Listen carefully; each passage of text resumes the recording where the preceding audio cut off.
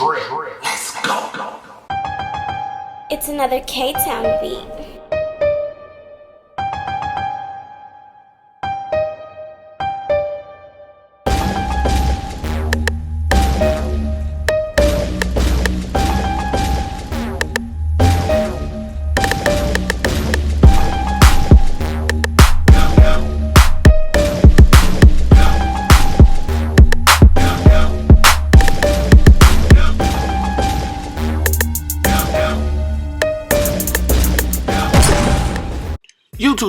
YouTube, it's your boy, Mr. Outliner. I'm back. Hey, I got this 360 wave tape I'm about to get into today. You see his waves, man, they nice. And since we've been, have to do the stay at home order and things like that, he hasn't been getting it cut, and he really don't want nothing cut off the top. So we just gonna jump straight into the tape. But now, if this is your first time to the channel, make sure you subscribe to get all the new content I'm about to be putting out. So the first thing you want to do is make your first guideline. We don't use a guard here, we just close it, go up a little bit above the ear, and start our first guideline. So you just want to clean it up and start your first guideline that way. Now after that, you want to take your trimmer or your shaver, whatever you want to use, and you want to clean up right under where you made the first guideline. Right, always use a comb or a brush because you want the flow pattern of the hair to stay consistent. Now after that, we use no guard, right? And using no guard right here, but we're going open. It's all the way open. The lever is open, and here I'm using a little clip over comb just to help me out also. So a good important thing to know right here is incorporating clipper over comb is going to save you a lot of time, and it's going to help you with your blending even more, right? And learning how to use the corner of the blade like what I'm doing right here, and you can see it's pretty much almost faded because I used the clipper over comb method. It made it a lot easier for me. As you can see, we don't have that much left, right? But under normal circumstances, you could go no guard, one guard, back down to a half guard to no guard. You could do that. So here I'm using the one guard closed to knock the bulk down even more, because I wanted to lay smooth, right? I wanted to blend even better than I just had it, right? And I'm still using the corner of the blade. So use the corner of the blade, go against the growth pattern of the hair. Take your time with it. You see what I'm doing? I'm actually using just the corner of the blade, like the last 2 to 3 teeth, if that, right? So, and what this does is it helps you feather out any lines or any of the bulk, right? Because that's all we're doing. We just feathering it out. So when I'm fading on most haircuts, I only use 2 to 3 guards, right? And that's a half guard, a one guard, and a 1.5, right? Those are your main weapons, all you need. But if you use clip over comb, you might not even need that many, right? So just depending on the thickness of the hair. But you see how the fade came out. The fade is already there. It's nice, right? We got them exactly where we wanted. Then you come back with the trimmer and you clean them up again. You see that? So you do that to both sides. One side came out, the quality of the video came out a little blurry, but I speed it up a little bit, but you can still see the process and what I was doing. The reason the color changes because I turned the light on.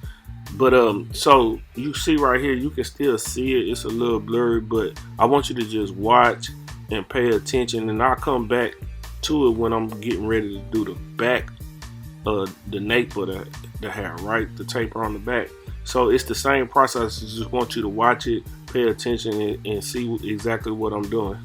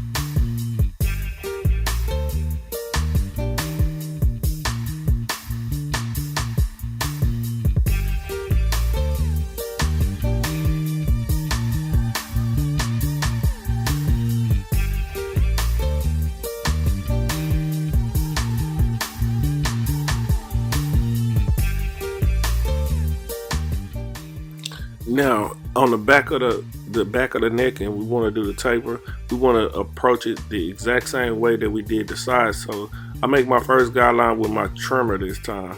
You know, on the sides I did it with the clipper. You can do it with the trimmer also. It just depends. You know, sometimes I just do different things just to probably like spice it up for me or get creative.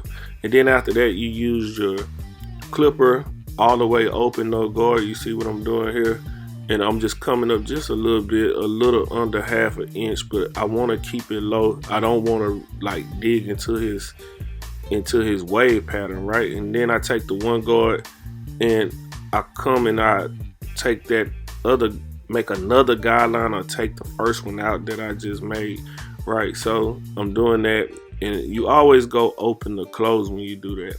And then I do the same thing that I did on the side. I take the one guard and I knock the bulk down on the bottom, right? I'm focused mainly on the bottom because I want his wave pattern to stay all the way around, right? The thing about waves that's tricky, like you can't go up into them too high unless that's what they want, but you can't go up into them too high because, hey, it's hard to get those waves like all the way down like he doing around like that. That take a lot of work, right? So you want to keep the integrity of the wave pattern. So try not to go up too high when you're, you know, when you're blending on this type of haircut. Now I'm staying consistent and I'm just knocking off the bulk in certain places. You know, it takes a little time to get to it, and I never really show y'all the back of the haircut because I always feel like it's the same strategy, you know. But you know, some people ask to see it, so I'm showing it today. So it's basically the same, but you know, sometimes you need to see it in order to get it. So after I use the one guard, I come back no guard, and I'm manipulating the angle of my blade right now. I'm using it with no guard, but I kind of got it at like a 45-degree angle, 90-degree angle, somewhere up in between there, and I just work it out because I don't want to use a half guard.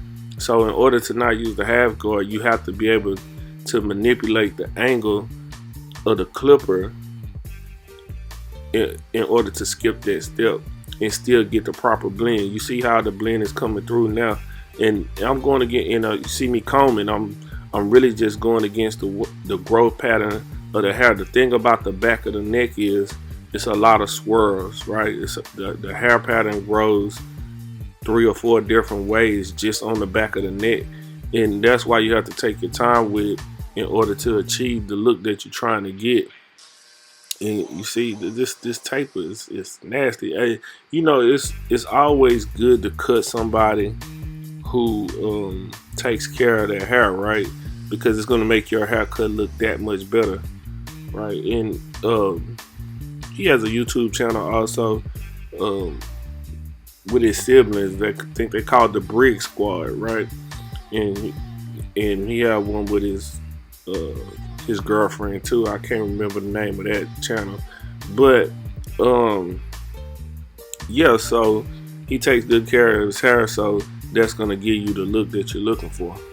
Now after that, you're just gonna go in, right around the back of the ear right here. It's always thicker for some reason, so you want to use a big guard if you can, or use your guard open. I'm using the one guard right here open to knock down the bulk right behind the ear. And you want to be careful, because if you use the wrong guard or not big enough guard, it's going to make it look very light right behind his ear.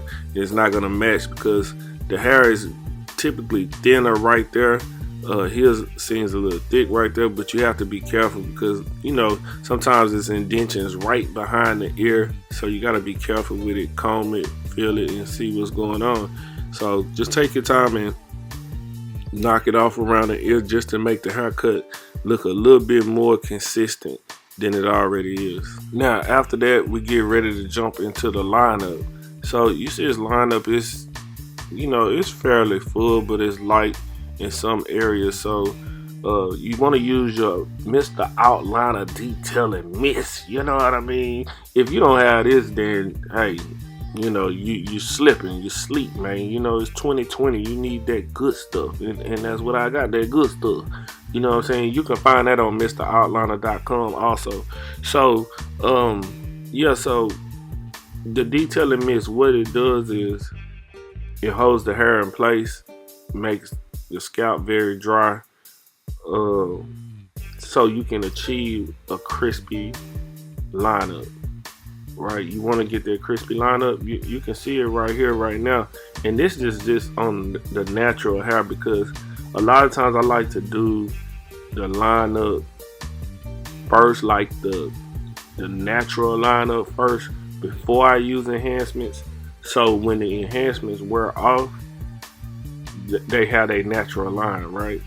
And it shouldn't be that bad. The enhancements are only there to fill in the light spots. Right, and you can see a couple little light spots on the edges, like I said, right along the edge. So when doing a lineup, you can start from the middle and work your way over left to right. Whatever works for you, though. Like, I do this a lot. So, and sometimes I do something different. I don't feel the same about every lineup every time, but if you're a beginner barber or not, you need a formula that works for you all the time, so you can get the same look, right? And I just been cutting for so long. Sometimes I like to switch it up, just to give myself, keep myself enthused, or just being creative some type of way. So but I do have a foundation. If I'm showing somebody or trying to teach somebody, I teach them this way. Like, you start from in the middle and work your way over, right? And on the C, you just take your time. You use the corner of the blade, and you'll achieve a sharp look, and also you're not trying to compromise the natural shape of the line. Now it already looks good this way. Now when we add the enhancements, it's going to be even better, right? So that's what we're going to do. We're going to add the enhancements after this, but you want to just take your time with it, not dig too far deep. Lines can be made sharp without pushing the hairline back. As you can see right here, I didn't push this hairline back, right? The tape was set just right where I wanted it, right in the temple area. This is like a temple taper, right? So long as you take your time and work your way diligently, you'll get the look that you're looking for.